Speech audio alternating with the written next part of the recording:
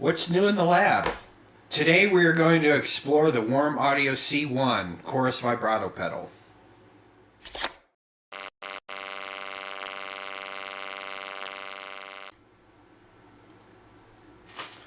Warm Audio makes some of the best and affordable recreation of classic pedals in my opinion. Some examples include the Foxy Tone Box, which is a recreation of the Fox Tone Machine. It's a really great octave fuzz. The Centavo, which is a recreation of the vaunted and ridiculously expensive Klon Centaur.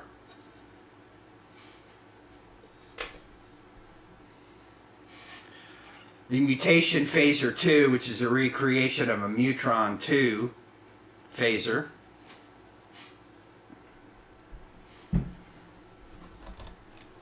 And the Jet Phaser, which is a recreation of the Roland Jet Phaser AP7.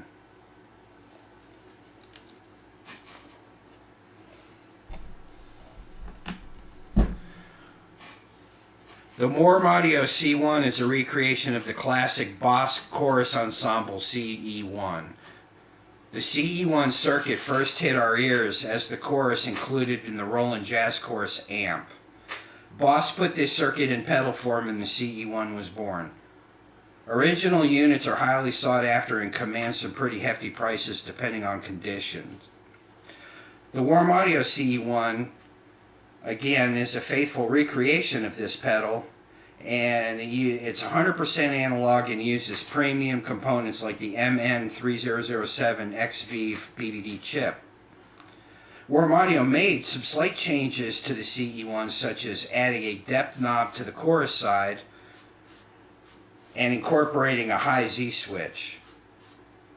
When engaging the high Z, the chorus instantly transforms from a 70s color to an 80s color with added upper mids and treble.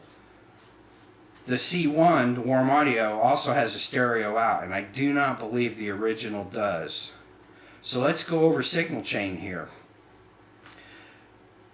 We're starting out with my Epiphone Les Paul. This is my Pro model. I like to use this one because I can split both humbuckers and get single coil sound out of it. So it's very versatile for doing these types of demos.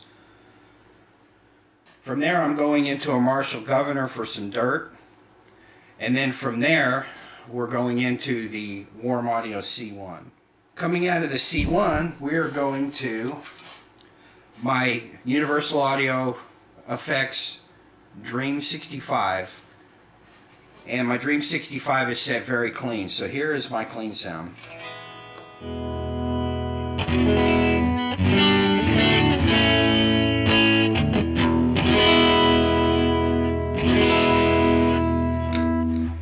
Here it is with the bridge.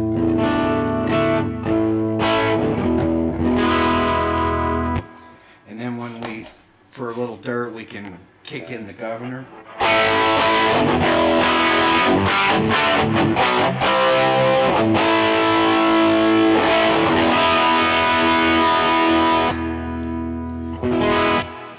So the way I've got mine set up, and of course I'm not going to go over all the features and demo everything, there's plenty of those out there. I just want to kind of give a sound check on this. But I have my level switch, and this is included on the original unit too. The CE-1 has a level switch. I do have my level switch on the high position, and I have the high Z on to give it that sparkle. Turning the high Z off actually cuts the volume quite a bit. So I would have to turn up my gain on the pedal itself. Now, both of these pedals had an onboard preamp that was always on, so with the pedal off, there's no chorus now. I can turn the level up.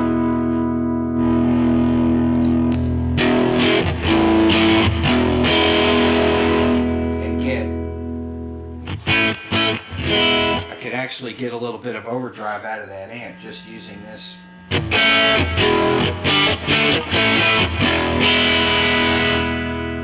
back that off a little bit. So let's play with some clean tones in the chorus. So I'm going to kick the chorus on.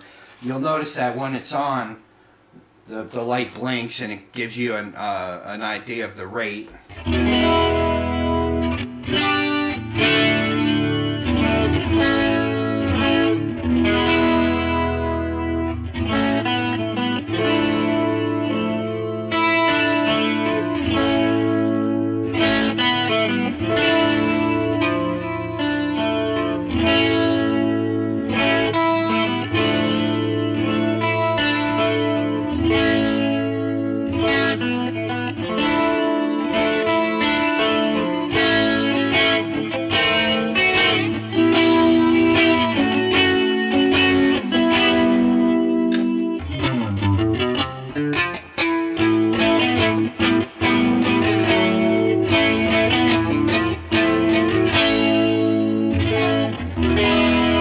Very, very lush. So let's turn the depth. I believe that's the depth. I can't read it here. Yeah, the depth is on the left. So let's go ahead and turn that all the way up.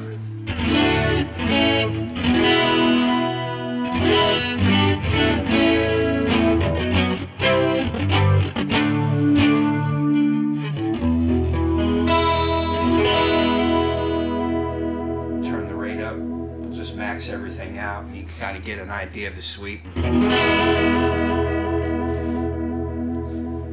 The sweep and the depth and the rate are not quite as pronounced as they are on the CE2.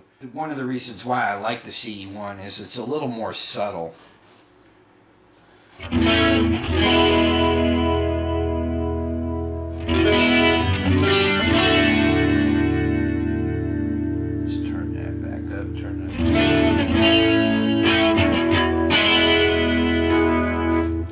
Put some dirt through it, you're instant 80s here.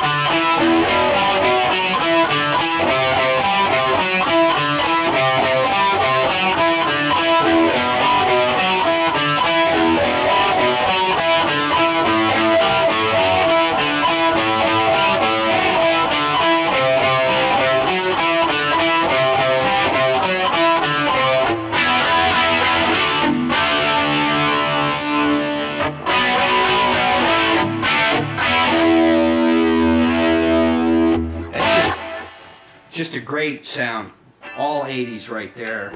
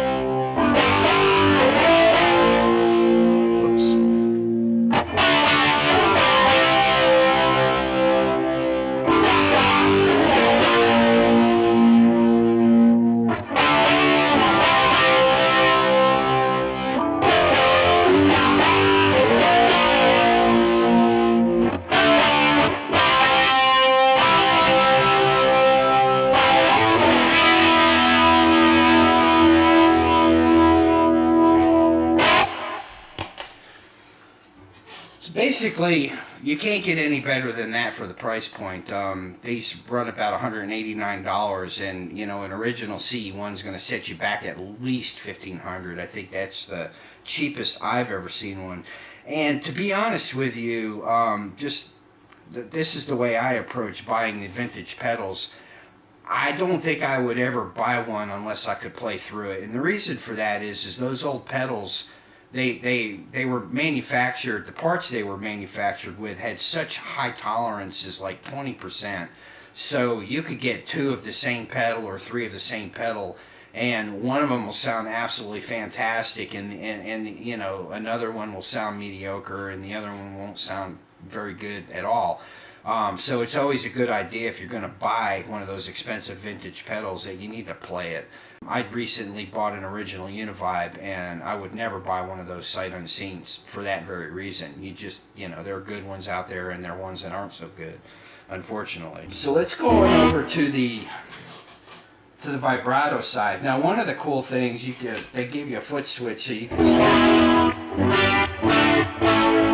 between the chorus and the vibrato, so you could set both independently. And if you had a song to use chorus, you could click that, and a song to use vibrato, you can click that. One of the things that I like to do with vibrato is make it very, very subtle. So basically, we're going to take our rate, and we're just going to knock that down, and then we're going to keep our depth around 2 o'clock. And you can hear it in the background. It just kind of gives it some air.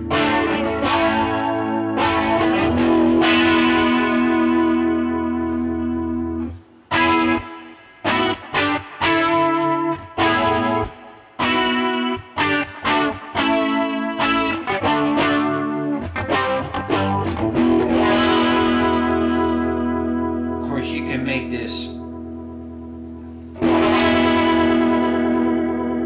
let's max them all out. You can make that as seasick as you want to. You know, at these settings, it's almost like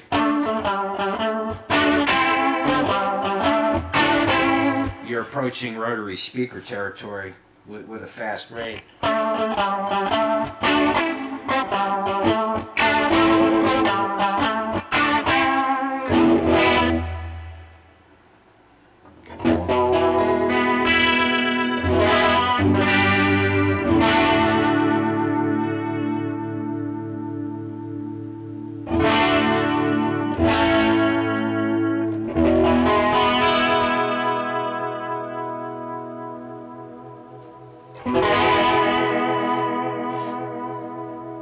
Back that off a little bit.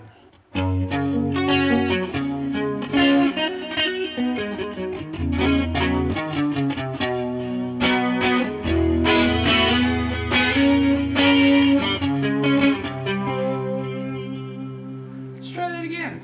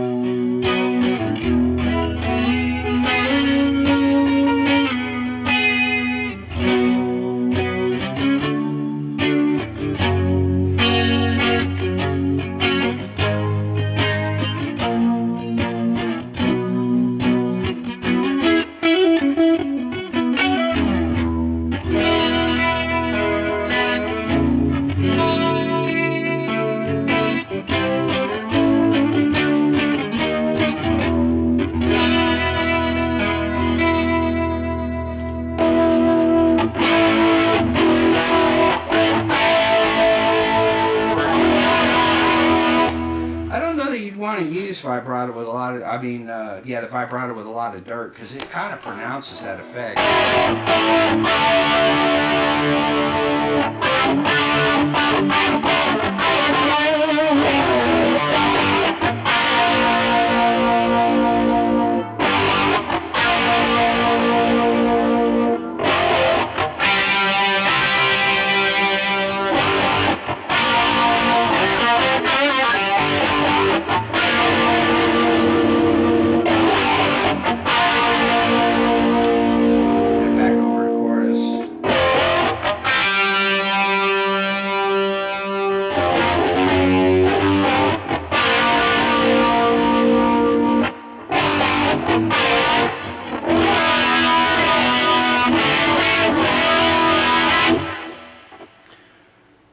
that's what's new in the lab. Warm Audio C1. I think it's a fantastic recreation. I'd highly recommend it if you want that sound. Unfortunately, I don't have an original to compare it against. I would love to. I have seen on YouTube demos where that has been done, and it's pretty damn close. So I appreciate everybody watching, and please like and subscribe if you're inclined to do so. And I hope you all have a wonderful day. Thank you very much.